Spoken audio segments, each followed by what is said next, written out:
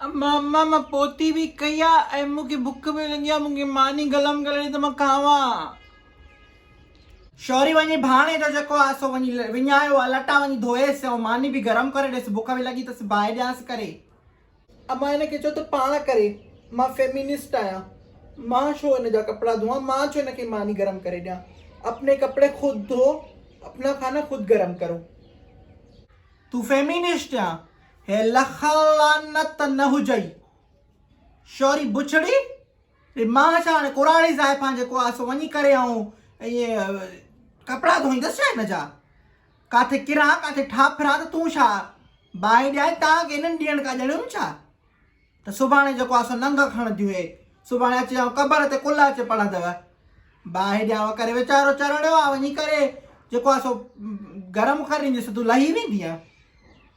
अम्मा मूंखे please lecture न ॾे, मां सभु सम्झां थी फेमिनिस्ट छा हूंदो आहे। लख लानत न हुजई, कॾहिं बि फेमिनिस्ट जो सही मतिलबु न कढिजांव। मां बि अमेरिका मुशी आई आहियां, मां बि उते ॾिसां थी पई त औरतुनि जा केॾा हक़ आहिनि। औरतुनि जे हक़नि ते कॾहिं न ॻाल्हाइजांव। जेके वीचारियूं संग चटी हलियूं थियूं वञनि या जेके तालीम नथा पिराइण ॾियनि, उन्हनि जे बारे में न ॻाल्हाइजांव। बाक़ी ॻाल्हि हिते ईंदी त भाउ मूंखे घर मुनाहे करिणो, तव्हांजो खाधो, पंहिंजा कपिड़ा पाण धो, इस्त्री पाण कयो। लख लानत, इहो हाणे फेमिनिज़म आहे? मम्मी प्लीज़ पंहिंजो पुराणो फेमिनिस्ट मूंखे न ॿुधायो। This is new feminist, you know. इहो फेमिनिज़म जे नाले ते तव्हां जेको धपो आहियो, तव्हां बाहि ॾियांव करे रनऊं।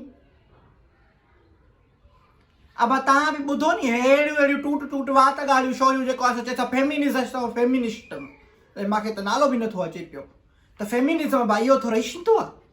फेमिनिज़म त इहो थींदो आहे त मायुनि जो जेको आहे वीचारियुनि खे अहिड़ियूं छोकिरियुनि जिन जी चाइल्ड मैरिज थी थी वञे पई, जेके छोकिरियूं जेके वीचारियूं कुराड़े सां शादी थी वञे, उन्हनि जी न पुछा था करनि त तोखे केरु थो वणे केरु न, उनजी पंहिंजे तरफ़ां शादी था कराए छॾनि, जा तालीम कोन था पिराइण ॾियनि, जा मैट्रिक खां पोइ घर विहारे था छॾनि, जा वीचारनि सां वॾो ज़ुल्म आहे, संग चटी बि ॾेई था छॾनि।